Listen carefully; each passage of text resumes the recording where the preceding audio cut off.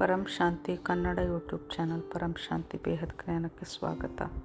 ಇಂದು ನಾವು ಬಾಪೂಜಿಯವರ ಹೊಸ ವಿಡಿಯೋ ಬ್ರಹ್ಮ ಕುಮಾರಿ ಕಾ ಝೂಠಾ ಜ್ಞಾನ್ ವೇದ और ಶಾಸ್ತ್ರೋं के प्रकाश से समझे ಇದರ ಕನ್ನಡ ಅನುವಾದವನ್ನು ನೋಡೋಣ. ಪರಂ ಶಾಂತಿ ಬಾಪೂಜಿಯವರು ಹೇಳ್ತಾರೆ, ವೇದ ಶಾಸ್ತ್ರಗಳ ಮೂಲಕ ನಾವು ತಿಳಿದುಕೊಳ್ಳುವುದೇ ಆದರೆ ಬ್ರಹ್ಮಕುಮಾರಿಯವರ ಜ್ಞಾನವು ಬಹಳ ಮಿಥ್ಯಾ ಜ್ಞಾನವಾಗಿದೆ. ವೇದಶಾಸ್ತ್ರಗಳ ಪ್ರಕಾರ 4 ಯುಗಗಳು ಅಂದರೆ ಸತ್ಯಯುಗ, ತ್ರೇತಾಯುಗ, ದ್ವಾಪರ, ಕಲಿಯುಗ.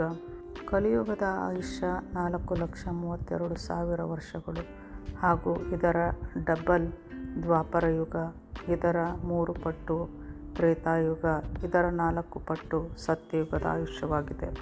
4 ಯುಗದ ಸಂಪೂರ್ಣ ಆಯುಷ್ಯ 43,20,000 ವರ್ಷಗಳಾಗುತ್ತವೆ. ಬ್ರಹ್ಮಕುಮಾರಿಯವರು ಹೇಳುವ ಪ್ರಕಾರ ಅವರ ವಿಶ್ವದ ಸಂಪೂರ್ಣ ಡ್ರಾಮಾ 5 ವರ್ಷಗಳಲ್ಲಿ ಮುಗಿದು ಬಿಡುತ್ತದೆ. ಅಂದರೆ ಸತ್ಯಯುಗ, ತ್ರೇತಾಯುಗ, ದ್ವಾಪರ, ಕಲಿಯುಗ ಈ 4 ಯುಗಗಳು ಕೇವಲ 5,000 ವರ್ಷಗಳಲ್ಲಿ ಮುಗಿದು ಬಿಡುತ್ತದೆ. ವೇದಶಾಸ್ತ್ರಗಳ ಅನುಸಾರ 4 ಯುಗವು ಪೂರ್ಣಗೊಂಡಾಗ ಯುಗಾಂತರವಾಗುತ್ತದೆ. ಹೀಗೆ 71 ಯುಗಾಂತರಗಳು ಜರುಗಿದಾಗ 1 ಮನ್ವಂತರವಾಗುತ್ತದೆ. ಹೀಗೆ 14 ಮನ್ವಂತರಗಳಾದಾಗ 1 ಕಲ್ಪವಾಗುತ್ತದೆ. ಅಂದರೆ 1 ಕಲ್ಪ ಪ್ರಳಯವಾಗುತ್ತದೆ. ಆದರೆ ಬ್ರಹ್ಮಕುಮಾರಿಯಲ್ಲಿ 5,000 ವರ್ಷಗಳಿಗೆ 1 ಕಲ್ಪ ಎಂದು ಹೇಳಲಾಗುತ್ತಿದೆ. ಇದೊಂದು ಅತಿ ದೊಡ್ಡ ಸುಳ್ಳು. ಇದನ್ನು ನಾವು ಅರ್ಥ ಮಾಡಿಕೊಳ್ಳಬೇಕಿದೆ. ಇಷ್ಟೇ ಅಲ್ಲದೆ ಇವರು ಹೇಳುವುದೇನೆಂದರೆ ಸತ್ಯಯುಗದಲ್ಲಿ ಕೃಷ್ಣನ 8 ಜನ್ಮಗಳು ಆಗುತ್ತವೆ. ಇವರ ಪ್ರಕಾರ 1 ಯುಗದ ಆಯುಷ್ಯ 1,250 ವರ್ಷಗಳು ಮಾತ್ರ ಆಗಿದೆ. ಸತ್ಯಯುಗದಲ್ಲಿ 8 ರಾಧಾಕೃಷ್ಣರು ಬರುತ್ತಾರೆ ಹಾಗೂ ಇವರು ಸಿಂಹಾಸನವನ್ನು ಏರಿ 8 ಲಕ್ಷ್ಮೀನಾರಾಯಣರಾಗುತ್ತಾರೆ. ಸತ್ಯಯುಗದಲ್ಲಿ ಇವರ ಒಬ್ಬೊಬ್ಬರ ರಾಜ್ಯವು 1,500 ವರ್ಷಗಳವರೆಗೆ ನಡೆಯುತ್ತದೆ. ಹೀಗೆ 8 ರಾಧಾಕೃಷ್ಣ ಲಕ್ಷ್ಮೀನಾರಾಯಣರ ರಾಜ್ಯವು ಒಟ್ಟು ಸೇರಿ 12,500 ವರ್ಷಗಳಾಗುತ್ತವೆ. 12,500 ವರ್ಷಗಳ ತ್ರೇತಾಯುಗದಲ್ಲಿ 12 ರಾಮ ಹಾಗೂ 12 ಸೀತೆಯರಾಗುತ್ತಾರೆ ಹಾಗೂ ಅವರು 100 ವರ್ಷಗಳವರೆಗೆ ರಾಜ್ಯವಾಳುತ್ತಾರೆ. ನಮ್ಮ ಶಾಸ್ತ್ರಗಳಲ್ಲಿ ಹೇಳಿರುವುದೇನೆಂದರೆ ತ್ರೇತಾಯುಗದ ಅಂತ್ಯದಲ್ಲಿ ರಾಮ ಸೀತೆಯರು ಬರುತ್ತಾರೆ ಹಾಗೂ ಒಬ್ಬನೇ ರಾಮ ಹಾಗೂ ಒಬ್ಬಳೇ ಸೀತೆ ಇರುತ್ತಾಳೆ. ಹಾಗೂ ದ್ವಾಪರದ ಅಂತ್ಯದಲ್ಲಿ ಕೃಷ್ಣನು ಬರುತ್ತಾನೆ, ಕೃಷ್ಣಾವತಾರವಾಗುತ್ತದೆ. ಆದರೆ ಬ್ರಹ್ಮಕುಮಾರಿಯವರು ಹೇಳುವ ಪ್ರಕಾರ 8 ಕೃಷ್ಣ ರಾಧೆಯರು ಸತ್ಯಯುಗದಲ್ಲಿಯೇ ಬರುತ್ತಾರೆ. ಯಾವುದು ಎಷ್ಟು ಸತ್ಯ ಎನ್ನುವುದನ್ನು ಶಾಸ್ತ್ರಗಳ ಮೂಲಕ ನೀವೆಲ್ಲರೂ ತಿಳಿದುಕೊಳ್ಳಿ. ಮುಂದುವರೆದು ಅವರು ಹೇಳುವುದೇನೆಂದರೆ ಈ ಡ್ರಾಮಾ, ಈ ವಿಶ್ವ ನಾಟಕ 5,000 ವರ್ಷಗಳಿಗೊಮ್ಮೆ ಜರುಗುತ್ತಲೇ ಹೋಗುತ್ತದೆ.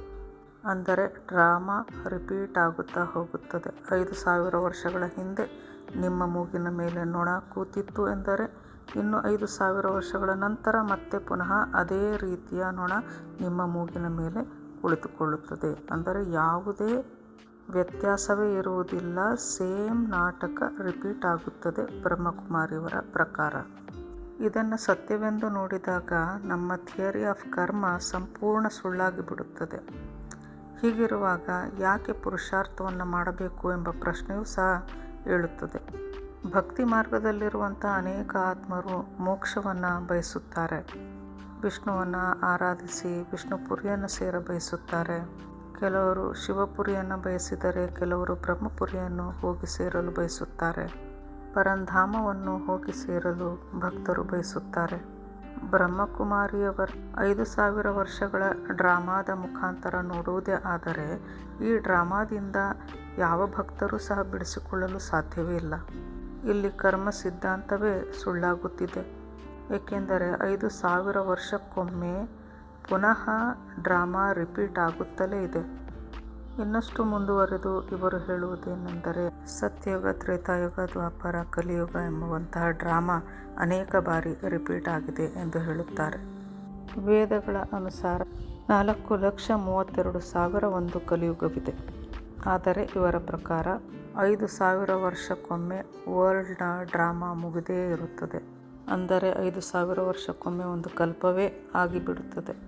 ಇವರು ವೇದಶಾಸ್ತ್ರಗಳಲ್ಲಿ ಹೇಳಿರುವಂತಹ ಪ್ರಳಯ, ಅರ್ಧ ಪ್ರಳಯ, ಮಹಾಪ್ರಳಯ, ಕಲ್ಪಪ್ರಳಯ ಇದನ್ನೆಲ್ಲ ನಂಬುವುದೇ ಇಲ್ಲ. 4 ಯುಗಗಳು ಜರುಗಿದಾಗ ಒಂದು ಯುಗಾಂತರವಾಗುತ್ತದೆ, ಆಗ ಒಂದು ಅರ್ಧ ಪ್ರಳಯವಾಗುತ್ತದೆ. ಇದರಂತೆ 4 ಯುಗಗಳು ಮುಗಿದಾಗ ಒಂದು ಯುಗಾಂತರವಾಗುತ್ತದೆ. ಇದರಂತೆ 71 ಯುಗಾಂತರ ಜರುಗಿದಾಗ ಒಂದು ಮನ್ವಂತರವಾಗುತ್ತದೆ. ಈ ರೀತಿಯ 14 ಮನ್ವಂತರಗಳಾದಾಗ ಒಂದು ಕಲ್ಪ ಪ್ರಳಯವಾಗಿ ಅದರಲ್ಲಿ ಭೂಲೋಕ, ಭುವರ್ಲೋಕ, ಸ್ವರ್ಗಲೋಕ ಹಾಗೂ 7 ಪಾತಾಳ ಲೋಕಗಳು ವಿನಾಶ ಹೊಂದುತ್ತವೆ. ಭಗವಾನ್ ವಿಷ್ಣುವು ಸೂರ್ಯನಲ್ಲಿ ಪ್ರವೇಶ ಮಾಡಿ ಕಾಲಾಗ್ನಿಯನ್ನು ಹೊರಡಿಸಿ ಎಲ್ಲವನ್ನು ಸುಟ್ಟು ಭಸ್ಮ ಮಾಡಿಬಿಡುತ್ತಾನೆ.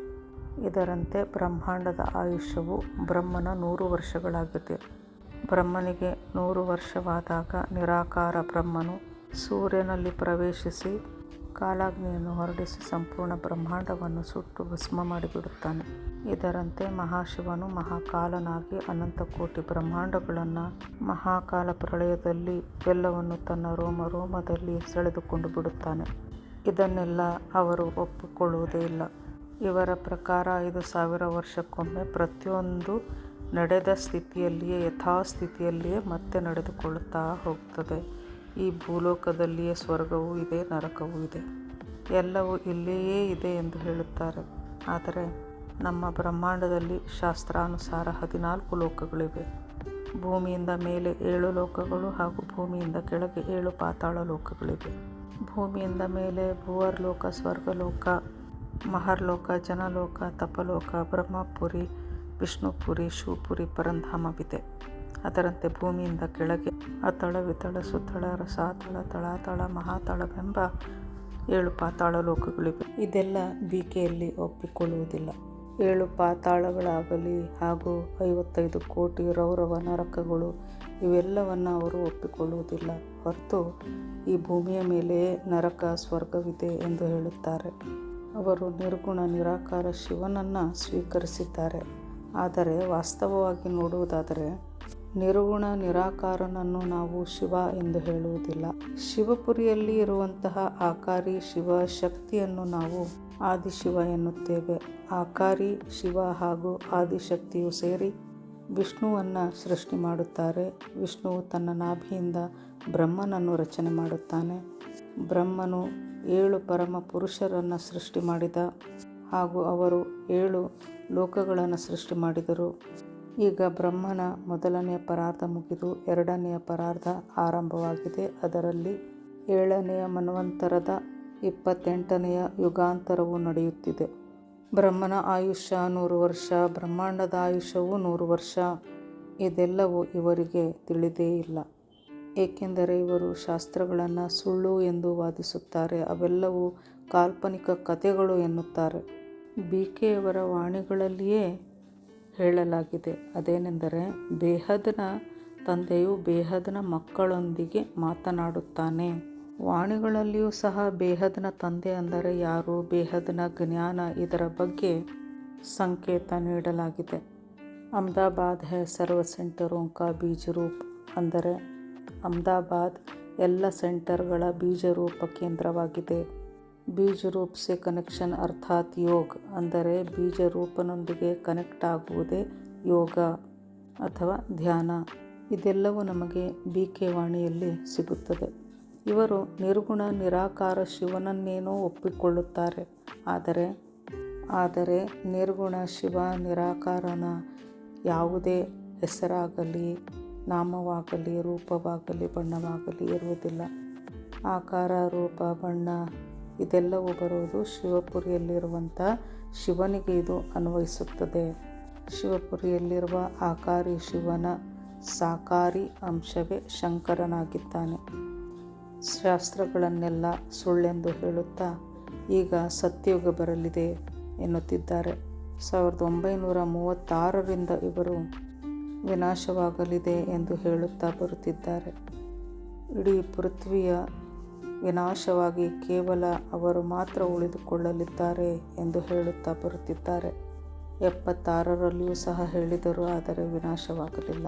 ಇನ್ನು 10 ವರ್ಷದ ನಂತರ ವಿನಾಶವಾಗಲಿದೆ ಅಂದರೆ 86ರಲ್ಲಿ ವಿನಾಶವಾಗಲಿದೆ ಎಂದು ಹೇಳಿದರು.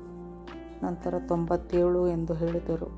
ನಂತರ 2000ರಲ್ಲಿ, ನಂತರ 2012ರಲ್ಲಿ ವಿನಾಶವಾಗಲಿದೆ ಎಂದರು. ಈಗ 2036ರಲ್ಲಿ ವಿನಾಶವಾಗಲಿದೆ ಎನ್ನುತ್ತಿದ್ದಾರೆ. ಸಂಗಮಯುಗ ಎನ್ನುವುದು 40 ವರ್ಷಗಳದ್ದಾಗಿದೆ ಎಂದು ಹೇಳಿದರು. ನಂತರ 50 ವರ್ಷ, ನಂತರ 60 ವರ್ಷ ಎಂದರು. ನಂತರ ಸಂಗಮಯುಗವು 100 ವರ್ಷ ಎಂದು ಹೇಳಿದರು. ಜನರು ಇದನ್ನೆಲ್ಲ ನಂಬುತ್ತಾ ಬಂದರು ಹಾಗೂ ಅಲ್ಲಿ ಹೋಗಿ ತಮ್ಮ ತನು, ಮನ, ಧನ ಎಲ್ಲವನ್ನು ಅರ್ಪಿಸಿ ಎಲ್ಲವನ್ನ ಕಳೆದುಕೊಂಡರು. ವಿನಾಶ ವಿನಾಶ ಎನ್ನುತ್ತಾ ಎಲ್ಲರನ್ನೂ ತಮ್ಮ ಬಳಿ ಸೆಳೆದುಕೊಂಡರು. ಆದರೆ ಯಾವುದೂ ಸಹ ಇಲ್ಲಿ ಜರುಗಲಿಲ್ಲ. ಅಲ್ಲಿ ಜನರಿಗೆ ನಾವು ಒಂದು ಆತ್ಮವಾಗಿದ್ದೇವೆ ಎಂಬ ಜ್ಞಾನವನ್ನು ನೀಡಿದಾಗ ಅದು ಜನರಿಗೆ ಒಂದು ಹೊಸ ಜ್ಞಾನವಾಗಿ ಕಾಣಿಸುತ್ತದೆ. ಏಕೆಂದರೆ ಆತ್ಮದ ಬಗ್ಗೆ ಜ್ಞಾನ ಎಲ್ಲಿಯೂ ಸಿಗುವುದಿಲ್ಲ. ಹೀಗಾಗಿ ಇಲ್ಲಿ ಬಂದವರಿಗೆ ಇವರ ಜ್ಞಾನ ಅದ್ಭುತ ಎನಿಸುತ್ತದೆ. ಆತ್ಮದ ಬಗ್ಗೆ ಇಲ್ಲಿ ಉದಾಹರಣೆಗಳನ್ನು ಕೊಟ್ಟು ತಿಳಿಸಲಾಗುತ್ತದೆ. ಅಂದರೆ ಈ ಪಂಚತತ್ವದ ಈ ದೇಹವು ಒಂದು ಸಾಧನವಾಗಿದೆ. ಈ ಶರೀರವು ಒಂದು ವಾಹನದ ಅಥವಾ ಒಂದು ಕಾರ್ನ ಮೋಟಾರ್ ಇದ್ದ ಹಾಗೆ ಹಾಗೂ ಈ ಕಾರಿನ ಡ್ರೈವರ್ ಒಂದು ಆತ್ಮನಿದ್ದ ಹಾಗೆ ಎಂಬ ಉದಾಹರಣೆಯನ್ನು ನೀಡುತ್ತಾರೆ. ಸಾಧು ಸಂತರು ಈ ಆತ್ಮದ ಜ್ಞಾನ ಯಾರೂ ನೀಡುತ್ತಿಲ್ಲ. ಇಲ್ಲಿ ಬಂದಾಗ ಆತ್ಮನ ಜ್ಞಾನವನ್ನು ತಿಳಿದುಕೊಳ್ಳಲು ಎಲ್ಲರಿಗೂ ಆಸಕ್ತಿ ಉಂಟಾಗುತ್ತದೆ. ಹೀಗೆ ಇವರಲ್ಲಿ ಮೊದಲನೆಯ ಅಧ್ಯಾಯವೆಂದರೆ ಆತ್ಮ, ಎರಡನೆಯ ಅಧ್ಯಾಯ ಪರಮಾತ್ಮ ಅಂದರೆ ನಿರಾಕಾರ ಶಿವ, ಅಂದರೆ ಪರಮಧಾಮದಲ್ಲಿರುವಂತಹ ಶಿವನ ಬಗ್ಗೆ ಇಲ್ಲಿ ಬೋಧನೆಯನ್ನು ಮಾಡುತ್ತಾರೆ. ನಂತರ ಇಲ್ಲಿ ಬಂದು ಸಿಲುಕಿಕೊಂಡ ನಂತರ ಜನರಿಗೆ 5000 ವರ್ಷಗಳ ವಿಶ್ವದ ನಾಟಕ, ವರ್ಲ್ಡ್ ಡ್ರಾಮಾದ ಬಗ್ಗೆ ತಿಳಿಸಲಾಗುತ್ತದೆ. ಬಾಪೂಜಿಯವರು ಹೇಳುತ್ತಾರೆ, ಇನ್ನು ಎಷ್ಟು ತಾನೇ ಹೇಳಲು ಸಾಧ್ಯ, ಅಲ್ಲಿ ಬರೀ ಸುಳ್ಳೇ ತುಂಬಿದೆ ಎನ್ನುತ್ತಾರೆ ಬಾಪೂಜಿಯವರು.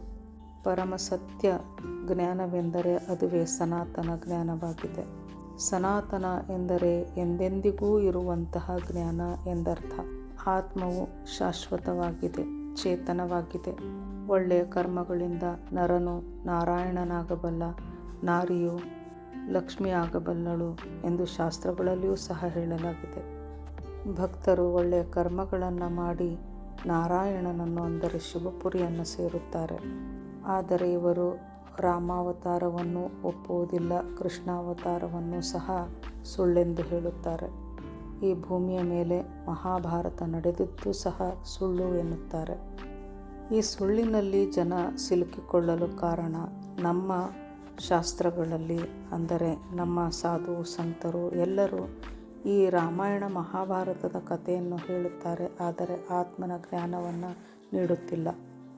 ನೀವೊಂದು ಆತ್ಮರಾಗಿದ್ದೀರಿ ಹಾಗೂ ಪರಮಾತ್ಮ ನಿರಾಕಾರನು ಪರಂಧಾಮದಲ್ಲಿ ನೆಲೆಸಿದ್ದಾನೆ ಎಂಬಂತಹ 2 ಮಾತುಗಳನ್ನು ನಮ್ಮ ಸಾಧು ಸಂತರು ಹೇಳಿದ್ದರೆ ಯಾರೂ ಸಹ ಈ ಬೀಕೆಯಲ್ಲಿ ಬ್ರಹ್ಮಕುಮಾರಿಯಲ್ಲಿ ಹೋಗಿ ಸಿಲುಕಿಕೊಳ್ಳುತ್ತಲೇ ಇರಲಿಲ್ಲ ಎಂದು ಬಾಪೂಜಿಯವರು ಹೇಳುತ್ತಾರೆ. ಅಸತ್ಯವನ್ನು ಸತ್ಯವೆಂದು ನಂಬಿ ಇಲ್ಲಿ ಕುಳಿತಿದ್ದಾರೆ. ಇಡೀ ವಿಶ್ವದ ವಿನಾಶವಾಗುತ್ತದೆ, ಕೇವಲ ನಾವು ಮಾತ್ರ ಉಳಿದುಕೊಳ್ಳುತ್ತೇವೆ ಎಂಬುದು ಅವರ ಬುದ್ಧಿಯಲ್ಲಿ ಚೆನ್ನಾಗಿ ಮನೆ ಮಾಡಿ ಕುಳಿತಿದೆ. 2032ರಲ್ಲಿ ಪರಮಾಣು ಯುದ್ಧವಾಗಲಿದೆ, ಬಾಂಬ್ಗಳ ವಿಸ್ಫೋಟವಾಗಲಿದೆ, ನಾವು ಮಾತ್ರ ಉಳಿಯಲಿದ್ದೇವೆ. ಇವರ ತಲೆಯಲ್ಲಿ ಇದು ಚೆನ್ನಾಗಿ ಕುಳಿತು ಬಿಟ್ಟಿದೆ. ಆದರೆ ಪರಮಾಣು ಬಾಂಬ್ಗಳ ವಿಸ್ಫೋಟವಾದಾಗ ಈ ಭೂಮಿಯ ಮೇಲೆ ಯಾರೂ ಸಹ ಉಳಿದುಕೊಳ್ಳಲಾರರು. ಪರಮಾಣು ಬಾಂಬ್ಗಳ ಕಾಲಾಗ್ನಿಯಲ್ಲಿ ಏನೂ ಉಳಿದುಕೊಳ್ಳುವುದಿಲ್ಲ, ಕೇವಲ ಆತ್ಮ ಮಾತ್ರ ಉಳಿದುಕೊಳ್ಳುತ್ತದೆ. ನಂತರ ಆತ್ಮ ಇಲ್ಲಿಂದ ಪರಂಧಾಮವನ್ನು ಸೇರುತ್ತದೆ. ಅದಕ್ಕಾಗಿ ಬಹಳಷ್ಟು ಪುರುಷಾರ್ಥವನ್ನು ಆತ್ಮ ಮಾಡುತ್ತದೆ. ಅಲ್ಲಿ ಸಿಲುಕಿರುವಂತಹ ಜನರಿಗೆ ಇದನ್ನೆಲ್ಲ ಹೇಗೆ ತಿಳಿಸಬೇಕು? ವೇದಶಾಸ್ತ್ರಗಳಲ್ಲಿ ಅದಮ್ಯವಾದಂತಹ ಜ್ಞಾನವೂ ಅಡಗಿದೆ. ವೇದಶಾಸ್ತ್ರಗಳಲ್ಲಿ ಅನಂತ ಕೋಟಿ ಬ್ರಹ್ಮಾಂಡಗಳ ಜ್ಞಾನವೂ ಸಹ ಇದೆ. ಅನಂತ ಕೋಟಿ ಬ್ರಹ್ಮಾಂಡಗಳು ಸೇರಿ ಒಂದು ಗ್ಯಾಲಕ್ಸಿ ಅಥವಾ ಆಕಾಶಗಂಗೆ ಆಗುತ್ತದೆ. ಇಂತಹ ಅನಂತ ಗ್ಯಾಲಕ್ಸಿಗಳು ಸೇರಿ, ಅಂದರೆ ಆಕಾಶಗಂಗೆಗಳು ಸೇರಿ ಒಂದು ನಿಹಾರಿಕೆ ಅಥವಾ ಒಂದು ಯೂನಿವರ್ಸ್ ಆಗುತ್ತದೆ. ಇದೆಲ್ಲ ಶಾಸ್ತ್ರದಲ್ಲಿ ನಮಗೆ ಬಹಳ ವಿಸ್ತಾರವಾದಂತಹ ಜ್ಞಾನ ಸಿಗುತ್ತದೆ. ಆದರೆ ಇವರು ವೇದ, ಶಾಸ್ತ್ರ, ಪುರಾಣಗಳನ್ನು ಕಾಲ್ಪನಿಕ ಕಥೆ ಎಂದು ಹೇಳಿ ನಂಬುವುದೇ ಇಲ್ಲ. ಇದನ್ನು ದೂರವೇ ತಳ್ಳಿದ್ದಾರೆ. ಇಲ್ಲಿರುವ ಎಲ್ಲರೂ ನಾನೊಂದು ಆತ್ಮವಾಗಿದ್ದೇನೆ, ನಾನೊಂದು ಆತ್ಮವಾಗಿದ್ದೇನೆ ಎಂದು ಪುರುಷಾರ್ಥವಂತೂ ಮಾಡುತ್ತಿದ್ದಾರೆ. ಪುರುಷಾರ್ಥವನ್ನು ಮಾಡುತ್ತಾ ಅನೇಕ ದಾದಿ ದೀದಿಯರು ಶರೀರವನ್ನು ಬಿಟ್ಟಿದ್ದಾರೆ. ಅಂತಮತಿ ಸೋ ಗತಿ ಎನ್ನುತ್ತಾರೆ ಬಾಪೂಜಿಯವರು. ಶಾಸ್ತ್ರಗಳಲ್ಲಿಯೂ ಸಹ ಪ್ರಾಣ ಬಿಡುವ ಸಮಯದಲ್ಲಿ ಯಾವ ಭಾವವಿತ್ತೋ ಅದರಂತೆ ಆತ್ಮಕ್ಕೆ ಸದ್ಗತಿಯಾಗುತ್ತದೆ, ಅಥವಾ ಬೇರೊಂದು ಜನ್ಮವೂ ಸಹ ಸಿಗುತ್ತದೆ, ಅಥವಾ ಕೆಲವು ಆತ್ಮರು ಭೂತ ಪ್ರೇತಗಳಾಗಿಯೂ ಸಹ ಅಲಿಯುತ್ತಿರುತ್ತಾರೆ. ಜ್ಞಾನವು ಸುಳ್ಳಾದಾಗ ಸುಳ್ಳಿನ ಜ್ಞಾನವನ್ನು ಪಡೆದುಕೊಂಡು ಯಾರ ಮುಕ್ತಿಯೂ ಸಹ ಆಗುವುದಿಲ್ಲ, ಇಲ್ಲಿಯೇ ಅಲೆಯಬೇಕಾಗುತ್ತದೆ. ಮೂರನೆಯ ವಿಶ್ವಯುದ್ಧದಲ್ಲಿ ಪರಮಾಣು ಬಾಂಬ್ಗಳ ಸ್ಫೋಟವಾಗಿ ಕಾಲಾಗ್ನಿಯಲ್ಲಿ ಸುಡುವ ತನಕ ಎಲ್ಲ ಆತ್ಮಗಳು ಇಲ್ಲಿಯೇ ಅಲೆಯಬೇಕಾಗುತ್ತದೆ. ಅನೇಕ ಆತ್ಮರು ತಮ್ಮ ಶರೀರವನ್ನು ಬಿಟ್ಟು ಹೋಗಿದ್ದಾರೆ. ದಾದಾ ಲೇಖರಾಜರು 18ನೇ ಜನವರಿ 1969ರಲ್ಲಿ ಪ್ರಾಣವನ್ನು ತ್ಯಜಿಸಿದರು. ನಂತರ ಗುಲ್ಜಾರ್ ರವರಲ್ಲಿ ಪ್ರವೇಶಿಸಿ ವಾಣಿಗಳನ್ನು ನುಡಿಸುತ್ತಾ ಬಂದರು. ಇದನ್ನು ಅವರು ಅವ್ಯಕ್ತ ವಾಣಿಗಳು ಎನ್ನುತ್ತಾರೆ. ದಾದಾ ಲೇಖರಾಜರು ಸಾಕಾರದಲ್ಲಿ ವಾಣಿಗಳನ್ನು ನುಡಿದಾಗ ಅದನ್ನು ಸಾಕಾರ ವಾಣಿಗಳು ಎನ್ನುತ್ತಿದ್ದರು. ಬಿಕೆಯಲ್ಲಿ ದಾದಾ ಲೇಖರಾಜರನ್ನು ಕೃಷ್ಣನ ಆತ್ಮವೆಂದು ಹೇಳುತ್ತಾರೆ. ನನಗೆ 4,000 ರಾಣಿಯರು ಸಿಕ್ಕಿದ್ದಾರೆ, ಇನ್ನೂ 16,008 ರಾಣಿಯರು ಬೇಕು ಎಂದು ದಾದಾ ಲೇಖರಾಜರು ಕರಾಚಿಯಲ್ಲಿದ್ದಾಗ ಹೇಳುತ್ತಿದ್ದರು. 1950ರಲ್ಲಿ ಅವರು ಮೌಂಟ್ ಅಬುಗೆ ಬಂದಿದ್ದರು. ಅಲ್ಲಿರುವ ಆತ್ಮರನ್ನು ಹೇಗೆ ಅಲ್ಲಿಂದ ಹೊರತೆಗೆಯುವುದು, ಹೇಗೆ ಪರಮಸತ್ಯ ಜ್ಞಾನವನ್ನು ನೀಡುವುದು ಎನ್ನುತ್ತಾರೆ ಬಾಪೂಜಿಯವರು. ವೇದಶಾಸ್ತ್ರ ಪುರಾಣಗಳಲ್ಲಿ ಹೇಳಿರುವ ಎಲ್ಲ ಜ್ಞಾನವು ಸತ್ಯ ಸನಾತನ ಜ್ಞಾನವಾಗಿದೆ. ಆದರೆ ಬಿಕೆಯಲ್ಲಿ ಅನೇಕ ಆತ್ಮರು, ಬಹಳಷ್ಟು ಓದಿದಂತಹ ಬುದ್ಧಿವಂತ ಆತ್ಮರು ಕುಳಿತಿದ್ದಾರೆ. ಈ ವೇದ ಪುರಾಣಗಳ ಜ್ಞಾನವನ್ನು ಯಾರೂ ಸಹ ಒಪ್ಪಿಕೊಳ್ಳುತ್ತಿಲ್ಲ. ಸಾವಿರ ವರ್ಷಗಳ ಹಳೆಯ ಮೂರ್ತಿಗಳು ಸಹ ನಮಗೆ ಈಗ ಸಿಗುತ್ತಿವೆ. ಕೆಲವಂತೂ ಲಕ್ಷ ವರ್ಷಗಳ ಹಿಂದಿನ ವಸ್ತುಗಳು ಸಹ ನಮಗೆ ಸಿಗುತ್ತಿವೆ. ವಿಜ್ಞಾನವು ಸಹ ಈ ಎಲ್ಲಕ್ಕೆ ಸಾಕ್ಷಿಯನ್ನು ನೀಡುತ್ತಿದೆ. ಹಾಗೂ ವಿಜ್ಞಾನವು ನಮಗೆ ಚಿತ್ರಗಳ ಮೂಲಕ ನಕ್ಷತ್ರಗಳು, ಗ್ಯಾಲಕ್ಸಿಗಳು ಎಲ್ಲವನ್ನು ತೋರಿಸುತ್ತಿದೆ. ಒಂದು ನಕ್ಷತ್ರ ಎಂದರೆ ಒಂದು ಸೂರ್ಯ, ಒಂದು ಸೂರ್ಯ ಎಂದಾಗ ಒಂದು ಸೋಲಾರ್ ಸಿಸ್ಟಮ್ ಆಗುತ್ತದೆ. ಅನಂತಾನಂತ ನಕ್ಷತ್ರಗಳನ್ನು ನಾವು ಆಕಾಶದಲ್ಲಿ ಕಾಣುತ್ತೇವೆ. ಅಂದ ಮೇಲೆ ಅನಂತಾನಂತ ಸೋಲಾರ್ ಸಿಸ್ಟಮ್ಗಳಿವೆ. ಅನಂತಾನಂತ ಸೋಲಾರ್ ಸಿಸ್ಟಮ್ಗಳು ಸೇರಿ ಮಹಾಬ್ರಹ್ಮಾಂಡವಾಗುತ್ತದೆ. ಮಹಾಬ್ರಹ್ಮಾಂಡ ಅಂದರೆ ಗ್ಯಾಲಕ್ಸಿಯಲ್ಲಿ ಅನಂತಾನಂತ ಸೋಲಾರ್ ಸಿಸ್ಟಮ್ಗಳಿವೆ. ಅನಂತಾನಂತ ಗ್ಯಾಲಕ್ಸಿಗಳು ಸೇರಿ ಒಂದು ಯೂನಿವರ್ಸ್ ಆಗುತ್ತದೆ. ಅನಂತ ಯೂನಿವರ್ಸ್ಗಳು ಸೇರಿ ಒಂದು ಮಲ್ಟಿವರ್ಸ್ ಆಗುತ್ತದೆ. ಮಲ್ಟಿವರ್ಸ್ನ ಕ್ರಿಯೇಟರ್ನನ್ನು ಸಹ ಇವರು ಸ್ವೀಕರಿಸುವುದಿಲ್ಲ, ಒಪ್ಪಿಕೊಳ್ಳುವುದಿಲ್ಲ. ಅವನ ಪವರ್ ಅನಂತ ಕಲಾಗಳು. ಕೃಷ್ಣನಲ್ಲಿ 16 ಕಲಾ ಇತ್ತು ಎಂದು ಹೇಳುತ್ತಾರೆ. ರಾಮನಲ್ಲಿ 14 ಕಲಾದ ಪವರ್ ಇತ್ತು. ಕಲಾ ಎಂದರೆ ಇಲ್ಲಿ ಆತ್ಮನ ಶಕ್ತಿ ಎಂದು ಅರ್ಥೈಸಿಕೊಳ್ಳಬೇಕು. ಬ್ರಹ್ಮಾಂಡ, ಮಹಾಬ್ರಹ್ಮಾಂಡ, ಯೂನಿವರ್ಸ್ ಇದೆಲ್ಲವನ್ನು ಅವರು ಒಪ್ಪಿಕೊಳ್ಳುವುದಿಲ್ಲ. ಜ್ಞಾನವೆನ್ನುವುದು ಒಂದು ಮಹಾಸಾಗರ. ಎಷ್ಟು ತಿಳಿದುಕೊಂಡರೂ ಅದು ಅಷ್ಟು ವಿಶಾಲವಾಗುತ್ತಾ ಹೋಗುತ್ತದೆ. ಶಿವ, ಮಹಾಶಿವ, ಪರಮಹಾಶಿವ, ವಿಷ್ಣು, ಮಹಾವಿಷ್ಣು, ಪರಮಹಾವಿಷ್ಣು ಇದೆಲ್ಲವನ್ನು ಡೀಟೇಲ್ ಆಗಿ ಹೇಳುತ್ತಾ ಹೋದರೆ ಬಹಳ ವಿಶಾಲವಾಗುತ್ತಾ ಹೋಗುತ್ತದೆ. ಸ್ಥೂಲ ಜಗತ್ತು, ಸೂಕ್ಷ್ಮ ಜಗತ್ತು, ಪರಂಧಾಮ, ನಿರಾಕಾರಿ ಜಗತ್ತು, 3 ಪ್ರಕಾರದ ಜಗತ್ತು. ಆತ್ಮಗಳೆಲ್ಲ ಪರಂಧಾಮದಲ್ಲಿರುತ್ತವೆ, ನಿರಾಕಾರ ರೂಪದಲ್ಲಿರುತ್ತವೆ. ನಿರಾಕಾರಿ ಆತ್ಮಗಳನ್ನೇ ಪರಬ್ರಹ್ಮ ಎನ್ನುತ್ತೇವೆ. ಬ್ರಹ್ಮ ಸಮಾನ ಆತ್ಮರು ಬ್ರಹ್ಮಲೋಕದಲ್ಲಿರುತ್ತಾರೆ. ಸಾಕಾರಿ ಆತ್ಮಗಳು ಮೃತ್ಯುಲೋಕ, ಈ ಭೂಮಿಯ ಮೇಲೆ ವಾಸಿಸುತ್ತಾರೆ. ರಾಕ್ಷಸರು 7 ಪಾತಾಳ ಲೋಕಗಳಲ್ಲಿ ವಾಸ ಮಾಡುತ್ತಿರುತ್ತಾರೆ. ಪಾತಾಳದಲ್ಲಿದ್ದರೂ ಸಹ ಭೂಮಿಯ ಮೇಲೆ ರಾಕ್ಷಸರು ಬರುತ್ತಿದ್ದರು, ಯುದ್ಧ ಮಾಡುತ್ತಿದ್ದರು. ದೇವತೆಗಳೊಂದಿಗೂ ಸಹ ರಾಕ್ಷಸರ ಯುದ್ಧಗಳು ನಡೆಯುತ್ತಿದ್ದವು. ಯುಗಗಳು, ಯುಗಾಂತರಗಳು, ಮನ್ವಂತರ, ಹೀಗೆ ಜ್ಞಾನವೆನ್ನುವುದು ವಿಶಾಲ ಅತೀ ವಿಶಾಲವಾಗುತ್ತಾ ಹೋಗುತ್ತದೆ. ಬಿಕೆ ವಾಣಿಗಳಲ್ಲಿಯೇ ಹೇಳಲಾಗಿದೆ, ಬೇಹದ್ ಕಾ ವಿಶ್ವ ಕಾ ಮಾಲಿಕ ಕರ್ ತುಮೆ ಬೇಹದ್ಗೆ ವಿಶ್ವ ಕಾ ಮಾಲಿಕ್ ಬನಾತಾ ಹೈ ಎಂದು ಹೇಳಿದೆ. ಬೇಹದ್ನ ಪರಮಪಿತನು ಬಂದು ಬೇಹದ್ನ ಆದಿ ಮಧ್ಯ ಹಾಗೂ ಅಂತ್ಯದ ಜ್ಞಾನವನ್ನು ನಿಮಗೆ ಬೋಧಿಸುತ್ತಾನೆ ಎಂದೆಲ್ಲ ಅವರ ವಾಣಿಗಳಲ್ಲಿ ಹೇಳಲಾಗಿದೆ. ಇದನ್ನು ಬೇಹದ್ ಕಾ ಜ್ಞಾನ್ ಎನ್ನುತ್ತಾರೆ. ಇದೆಲ್ಲ ಅವರಿಗೆ ಅರ್ಥವಾಗುತ್ತಿಲ್ಲ. ಎಲ್ಲವನ್ನು ತ್ಯಾಗ ಮಾಡಿ, ಸರ್ವಸ್ವವನ್ನು ತ್ಯಾಗ ಮಾಡಿ, ಬಹಳ ದೊಡ್ಡ ದೊಡ್ಡ ಪುರುಷಾರ್ಥಿ, ತ್ಯಾಗಿ, ತಪಸ್ವಿ ಆತ್ಮಗಳು ಅಲ್ಲಿ ಸಿಲುಕಿಕೊಂಡಿದ್ದಾರೆ. ಪರಮಾತ್ಮನಿಗಾಗಿ ಎಲ್ಲವನ್ನು ತ್ಯಜಿಸಿದ್ದಾರೆ. ಇವರನ್ನು ಕಂಡು ನನಗೆ ಬಹಳ ದುಃಖವಾಗುತ್ತದೆ. ಬಹಳ ದಯೆಯೂ ಸಹ ಇವರ ಮೇಲೆ ಬರುತ್ತದೆ. ಆದರೆ ಅವರು ಅಲ್ಲಿಂದ ಆಚೆ ಬರುತ್ತಲೇ ಇಲ್ಲ. ಏನು ಮಾಡುವುದು ಎಂದು ಬಾಪೂಜಿಯವರು ಚಿಂತಿಸುತ್ತಿದ್ದಾರೆ. ಜ್ಞಾನವೇ ಪರಿಚಯವಾಗಿದೆ. ಜ್ಞಾನದಿಂದಲೇ ನಾವು ಪರಮಾತ್ಮನನ್ನು ಕಂಡುಕೊಳ್ಳಬೇಕು. ಜ್ಞಾನಿ ಆತ್ಮನೇ ನನಗೆ ಬಹಳ ಪ್ರಿಯನಾದ ಆತ್ಮ, ಶ್ರೇಷ್ಠ ಆತ್ಮ ಎಂದು ಭಗವದ್ಗೀತೆಯಲ್ಲಿ ಕೃಷ್ಣನು ಸಹ ಹೇಳಿದ್ದಾನೆ. ಲೌಕಿಕ ಜ್ಞಾನವೇ ಇರಲಿ, ಅಲೌಕಿಕವೇ ಇರಲಿ, ಬೇಹದ್ನ ಜ್ಞಾನವೇ ಇರಲಿ, ಎಲ್ಲವೂ ಸಹ ನಮಗೆ ತಿಳಿದು ಬರುವುದು ಅವರ ಜ್ಞಾನದಿಂದಲೇ. ಜ್ಞಾನವೇ ಎಲ್ಲರ ಪರಿಚಯವಾಗಿದೆ. ಅದಕ್ಕಾಗಿ ನೀವೆಲ್ಲರೂ ಜ್ಞಾನ ಸಾಗರದಲ್ಲಿ ಮುಳುಗಿ ವಿಚಾರ ಮಂಥನವನ್ನು ನಡೆಸಿ, ಜ್ಞಾನದಿಂದಲೇ ಎಲ್ಲವೂ ಪ್ರಾಪ್ತಿಯಾಗುತ್ತದೆ. ಇನ್ನೆಷ್ಟು ತಾನೇ ನಿಮಗೆ ಹೇಳಲಿ ಎಂದು ಬಾಪೂಜಿಯವರು ತಮ್ಮ ವಿಡಿಯೋವನ್ನು ಮುಗಿಸುತ್ತಾರೆ. ಪರಂ ಶಾಂತಿ. ಬೇಹದ್ಗೆ ಪರಂ ಶಾಂತಿ.